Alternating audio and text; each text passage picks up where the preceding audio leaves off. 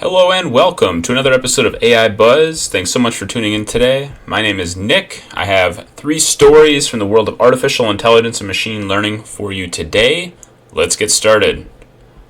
I want to start off with Deepcode AI. If you haven't heard about them, it's a really awesome startup where they're trying to analyze GitHub repositories and actually identify commit issues that have been pushed and essentially help people with their code analysis, and do this all with the power of AI. And I just wanted to draw attention to this company, first of all, but they've made some big improvements with the performance of their technology. They've been able to optimize their bot, and they can crawl GitHub repos about 50x faster is what they claim. And they're able to do a superior AI code review and essentially learn from the commit issues that it's found and then improve itself. So this is a really revolutionary company. It seems like they have a lot of promise. And one thing they found was that 50% of repositories have critical issues, which is not good at all.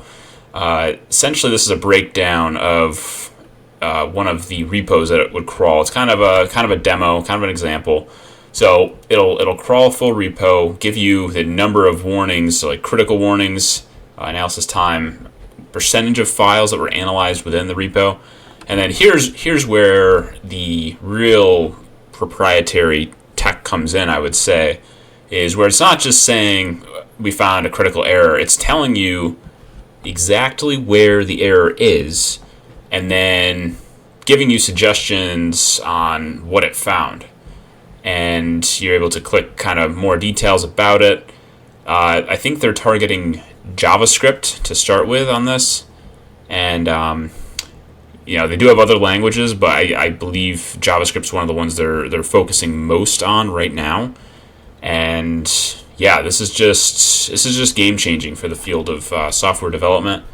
I think QA engineers might be in some trouble in the future if it's able to find all these critical bugs. And also, 50% of repos have critical issues. That's really bad, guys. Probably should be committing better code. Anyway, what do we have here? Yeah, so it's a really cool kind of new product that's coming out, and eventually I think this is going to be really commonplace. Almost all big companies are going to be using this, probably in addition to human code reviewers. I don't think software engineers are ever going to be fully replaced, at least not until we have the singularity. But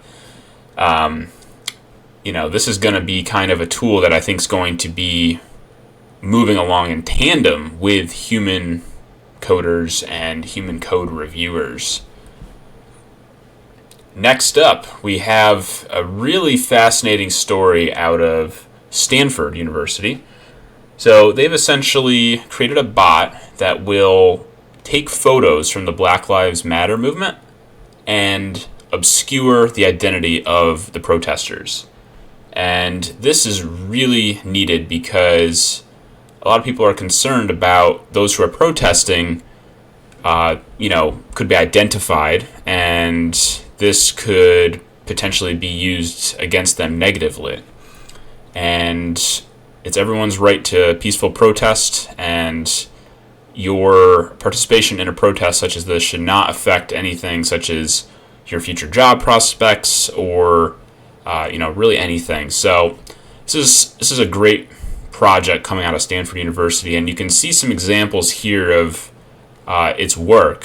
So it's essentially taking a group of people who are protesting and then finding their faces and obscuring their identities on a platform such as Twitter.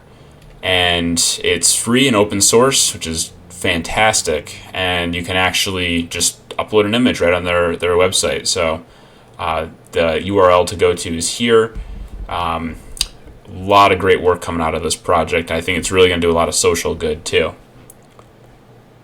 Next up, we have a really cool story that I found on phys.org, and it comes out of the University of Chicago, kind of in the same vein as the Black Lives Matter project coming out of Stanford, but this one, it's not so much going to just completely block your face from a photo.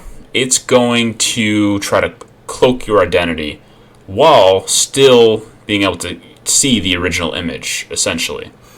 So we have some examples here of the work that's being done out of, again, University of Chicago, and this is coming from an article by Tech Explorer.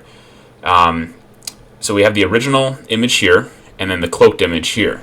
Now you might say they look essentially the same, but what's going on behind the scenes is there's very subtle differences between this one and this one, where it'll fool a lot of the best convolutional neural networks that are out there. And there's a lot of intense mathematics that kind of go into it, but you're able to kind of change the representation of the photo at a very deep level, and to us it still looks the same, but it'll completely throw those networks for a loop. So this is really great work coming out of University of Chicago, and it's fighting back against a lot of these really controversial companies like Clearview AI. They're a startup that's essentially compiling images of everyone without their consent and saying, your personal information along with your photo, and then they're trying to work with law enforcement so that anyone walking down the street can be identified and all their personal information would be pulled up along with that once they have your identity without you even really consenting to that.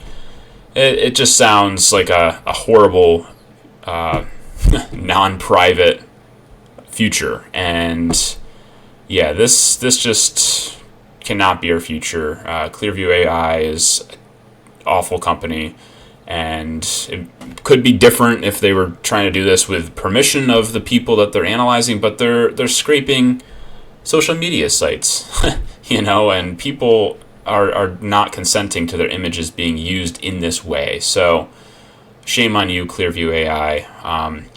I think University of Chicago is doing some great work on image cloaking, and hopefully we never have to have a reality where everyone will just have their identity known to law enforcement.